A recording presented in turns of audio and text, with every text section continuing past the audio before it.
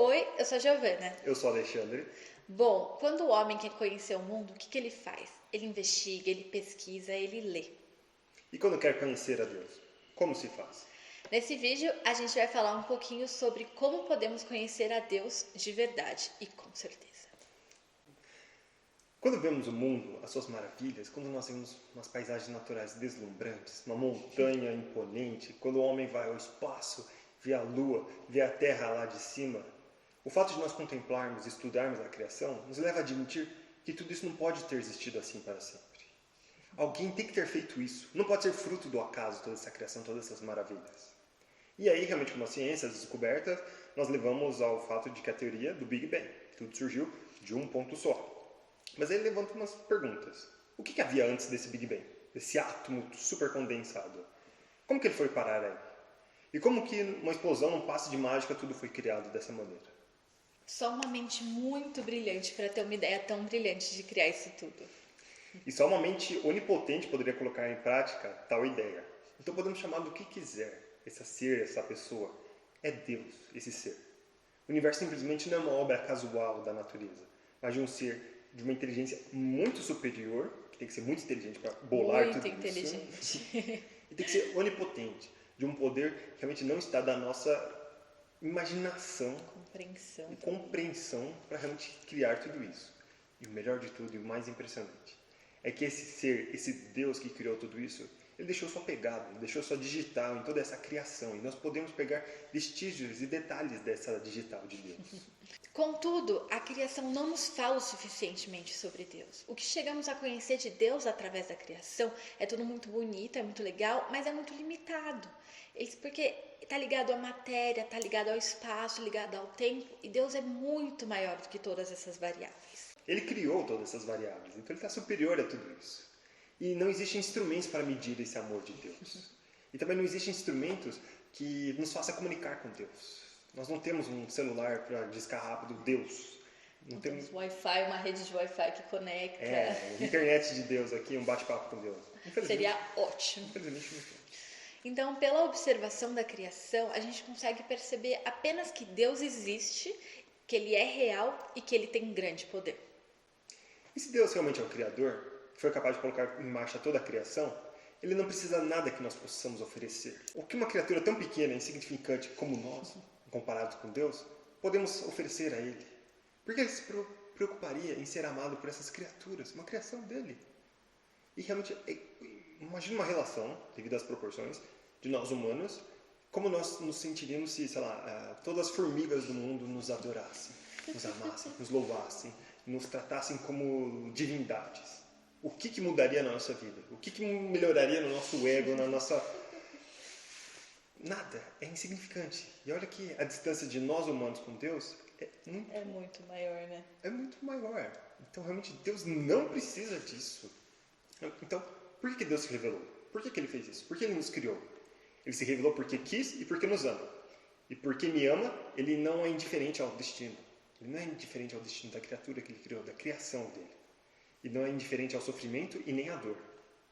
Deus quis romper essa distância infinita de Criador, onipotente, onipresente, todo-poderoso e sábio, e quis se mostrar-se a nós. Ele não tinha nenhuma necessidade para fazer isso daí. Ele não precisava, mas Ele quis. Contudo, a humanidade não estava preparada para compreender Deus. Deus muito grande para a nossa cabecinha, né? É muito grande, é muito poderoso, é incompreensível para nós. Nós não conseguimos entender Deus. Não seríamos Deus. E não era só questão de se mostrar, eu sou Deus, apareceu para todos os humanos no mesmo local, todos os humanos verificaram Deus presente, uau, agora eu sei quem é Deus. Isso não ajuda a nossa situação, não muda nada para nós. Por quê? Porque não é só questão de se mostrar, mas sim de ser entendido. E não adianta mostrar algo para alguém que não está preparado para compreender. Nós sabemos disso. Pode ser em política, pode ser em ciências. Quando uma pessoa não quer entender, não adianta somente mostrar. Quando a pessoa não quer compreender, não adianta. É desperdiçar tempo, tudo. A beleza da imagem e semelhança de Deus em nossa alma nunca desapareceu. Nós fomos feitos a imagem e semelhança de Deus. Mas, com o passar do tempo, essa nossa imagem e semelhança foi ficando um pouco sujinha, né? Suja, maltratada. Não dava pra ver direito. Por nossa conta, por causa do pecado original e todas as consequências disso. Então era necessário preparar esse ser humano de novo, ao longo dos séculos, polindo a sua alma, melhorando ela, limpando, para ir resgatando alguns dos valores, a fim de que pudesse compreender a revelação de Deus, porque Deus quis se revelar para nós.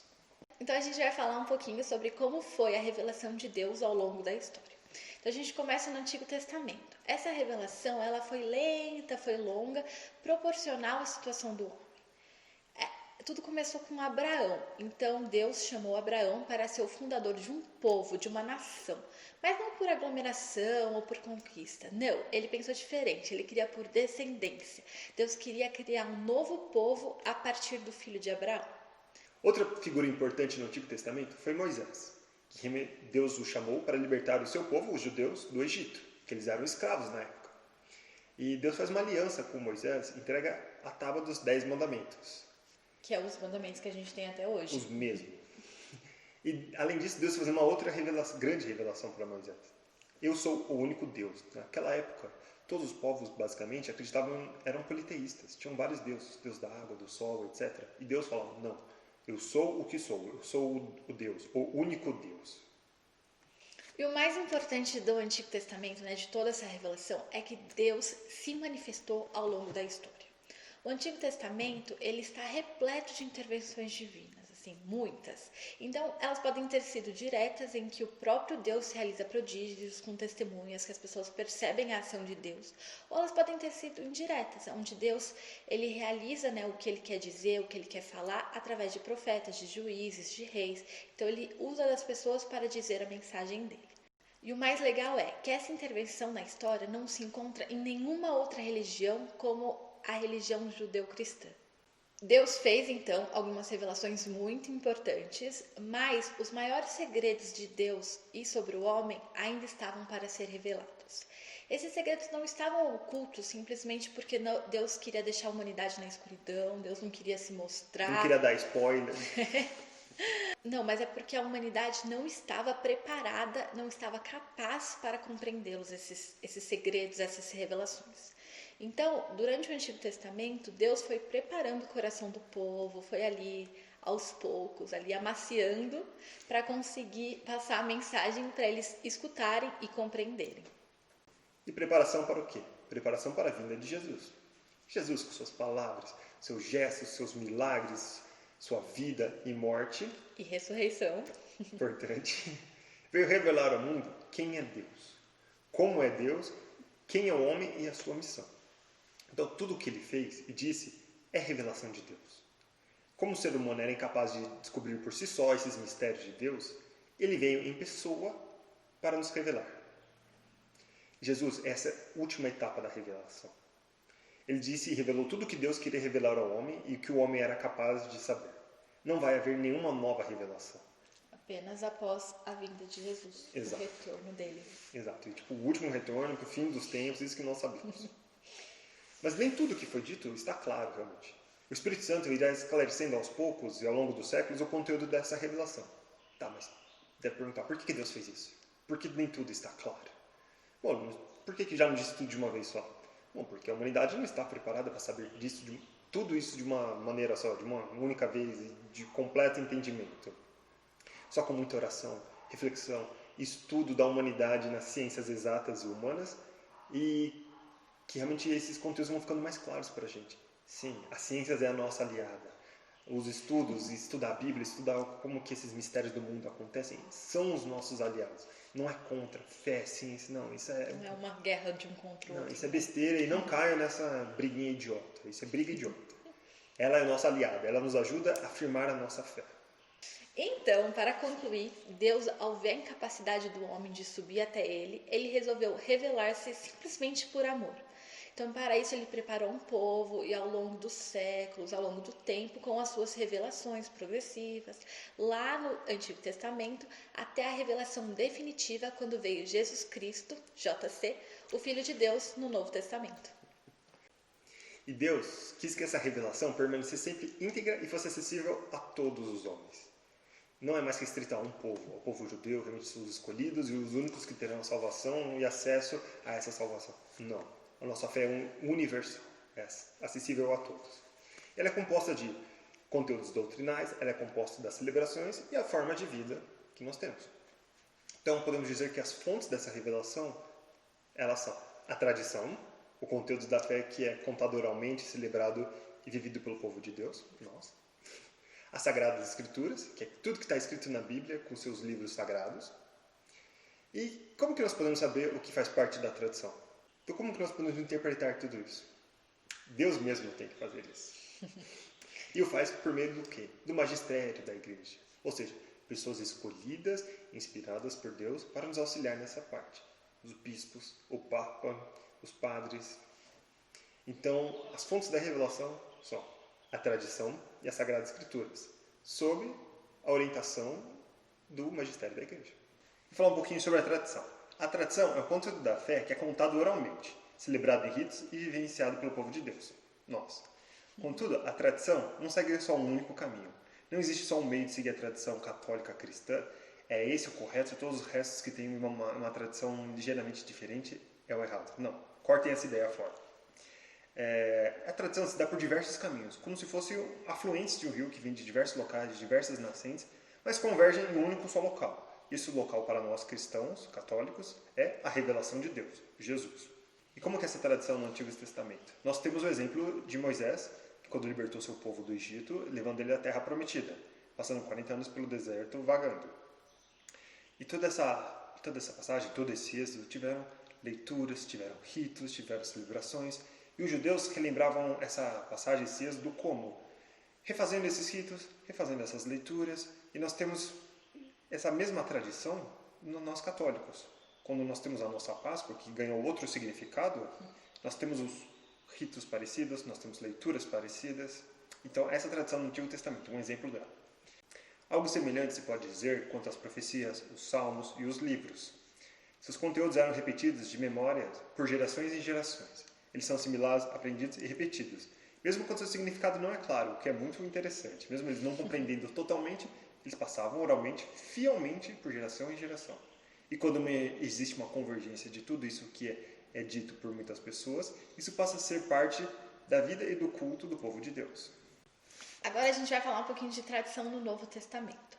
Jesus, ele mesmo, não escreveu nada em vida, nem os apóstolos, enquanto Jesus estava vivo. Mas depois da morte de Jesus, os ensinamentos, os discursos, os milagres, todas as coisas maravilhosas que Jesus fez, eles foram repetidos pelos apóstolos fielmente.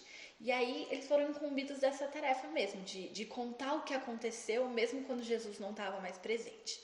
E aí o legal é que mesmo Jesus não estando mais presente, ele mandou o Espírito Santo, né? Que aí inspirava os apóstolos para que transmitissem o que o próprio Jesus, o que o próprio Espírito Santo, o que Deus queria que fosse transmitido. Então não eram as palavras dos apóstolos por si só, mas eram realmente inspirações divinas do que o próprio Deus queria que fosse dito. E falando um pouquinho sobre as Sagradas Escrituras. Assim como Deus quis fazer-se carne, tornando um corpo humano, Deus quis fazer-se palavra escrita. As Sagradas Escrituras são o próprio verbo de Deus feito em texto. Deus quis fixar parte da tradição por escrito, ou seja, tudo aquilo que foi passado oralmente de geração por geração, quis deixar por escrito sua palavra, sua presença em forma de texto. Contudo, a tradição e as Sagradas Escrituras vão sempre andar juntos. Um complementa o outro, um explica o outro. Não existe essa dissociação entre os dois. Não existe só pegar somente um deles e falar, só é verdade, só acredito aquilo que está escrito na Bíblia. Não tem como separar esses dois. Ou seja, mantenha os dois e não caia nessa armadilha de fixar somente um. Isso é muito legal, né? A importância dos dois unidos e juntos. Complementação, é perfeito. Vamos falar um pouquinho sobre as Sagradas Escrituras no Antigo Testamento. O Antigo Testamento inteiro é a primeira fase da revelação. Ele contém aspectos que revelam Deus como o maior dos deuses e depois Deus como o único Deus, porque todos os outros são ídolos. Revela Deus como o Criador de todas as coisas e tudo que Ele fez por amor. Revela que o homem é a imagem e semelhança do próprio Deus e que ele foi criado, né? O homem foi criado por amor. Então o Antigo Testamento é uma revelação progressiva. Deus vai aos poucos contando as verdades, assim. E Deus, ele não pode revelar tudo ao mesmo tempo. É o que a gente disse. O homem não ia capaz de compreender. O homem não estava preparado para isso. Então ele foi revelando aos poucos. E apesar disso tudo, isso é uma coisa muito importante, que o Antigo Testamento, ele não fecha o seu sentido em si mesmo. Ele está sempre em função da vinda de Cristo. Então, tudo que foi feito antes de Cristo é como uma preparação para a vinda de Cristo de verdade. Falando um pouquinho das Sagradas Escrituras no Novo Testamento. Jesus, ele é a verdade definitiva da revelação divina. Quer dizer que tudo foi prefigurado e preparado no Antigo Testamento, tendo no Novo a sua realização. Então, spoilers do Antigo Testamento realizados no Novo Testamento. Muito legal. Já não devemos esperar nenhuma nova revelação. Jesus é ela, a revelação definitiva de Deus. Porque tudo já foi definido nessa nova revelação. Ainda que no Novo Testamento seja a plenitude da revelação, ele não existe sem o Antigo. Ambos constituem uma unidade. E a leitura do Novo Testamento faz sentido se tem um conhecimento básico do Antigo Testamento. Porque tudo que se concretizou no Novo tem com base no Antigo. E o Antigo realmente é para prefigurar e explicar o Novo Testamento, essa preparação. Então os dois têm uma unidade, eles se complementam, se explicam e faz sentido os dois. Não é, já temos o Novo Testamento, agora eu posso esquecer esse Antigo Testamento que ele não serve mais para nada. Foi só uma preparação, deixa de escanteio. Não, faz sentido e existe essa ponte dos dois lados, essa dupla via. É muito legal.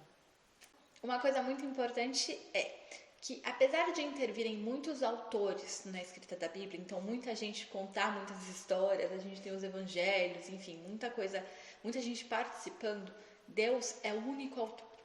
Então, no Concílio Vaticano II, tem uma parte muito legal que explica assim, que para escrever os livros sagrados, Deus, ele escolhe pessoas e serve dessas pessoas, mesmo com suas capacidades, mesmo com suas limitações, ele utiliza dessas pessoas para que, agindo nelas e através delas e inspirando elas, pudessem ser escrito, como próprios autores, o que Deus de verdade queria revelar. Então Deus utiliza essas pessoas mesmo para dizer o que ele tanto gostaria de nos falar.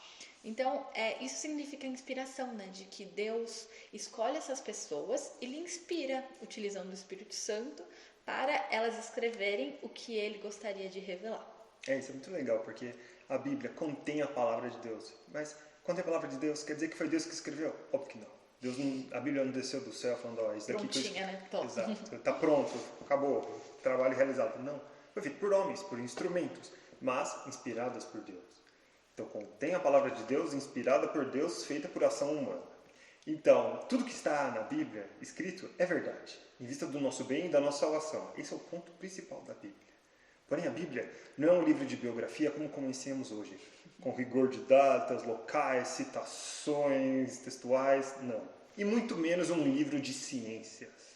O foco da Bíblia está nas verdades de fé acontecidas na história. Portanto, não podemos esperar verdades científicas nas suas linhas. O que nós ouvimos tantas pessoas falando, aquele discurso bobo, infantil, de que a Bíblia tem verdades científicas, parte da evolução, como que surgiu Adão e Eva, e cadê a evolução? Olha, cancelem esse papo imaturo, esse papo... E criança tem que falar isso aí. A Bíblia não é para esse propósito, não é para pegar todo o conhecimento científico que aconteceu no mundo, toda a parte da evolução, de como surgiram os mamíferos, todas as espécies, tudo que aconteceu no mundo, Big Bang. Não é essa a função da Bíblia, não é um livro de ciências. É para falar a ação de Deus na história da humanidade, de que tudo surgiu de Deus e tudo que tem que ser feito para a nossa salvação. Então não é a função da Bíblia ser verdade científica. Contudo, é necessário afirmar que esse tipo de imprecisões na Bíblia não invalidam a sua verdade de salvação. Deus realmente atuou na história, é isso que é importante enfatizar na Bíblia, que quis passar essa mensagem. Se não temos dados precisos, se não temos o lugar, a hora, a meteorologia do tempo, isso realmente não era importante para a época, e muito menos importante para o propósito fundamental da Bíblia, a nossa salvação. Deus atuou na história, isso está expressado na Bíblia, que é o que queria ser passado. Enquanto a verdade moral, as normas de comportamento e as normas litúrgicas, as Sagradas Escrituras exprimem uma revelação progressiva. Isso foi explicado em relação, sobretudo, ao Antigo Testamento. Diversas normas morais e litúrgicas eram válidas naquela época, no contexto histórico, eram válidas naquele período de tempo. Mas hoje, depois, elas ficaram obsoletas. Já no Novo Testamento, as normas litúrgicas e morais também devem ser interpretadas, posto que os próprios autores eram filhos de seu tempo, escreviam com a linguagem do tempo, era tudo voltado para aquele tempo.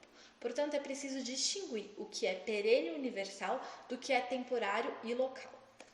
Também é preciso fazer uma adaptação dos textos ao contexto atual, posto que a humanidade avança e diversas situações que existem hoje nem se podiam imaginar nos tempos da antiguidade. Então, é preciso tomar muito cuidado para não entender que aquilo era normal naquele contexto, naquele tempo, naquela linguagem e que as coisas mudam, né? Assim, é preciso distinguir o realmente do que é eterno e do que só fazia sentido naquela época. Exato, não tem como realmente os autores naquela época já saberem dos problemas do futuro, todas as implicações sociais que nós teríamos e já colocar isso por escrito. E falar sobre a tecnologia e sobre coisas atuais. Cuidado com a tecnologia, com a internet que terão.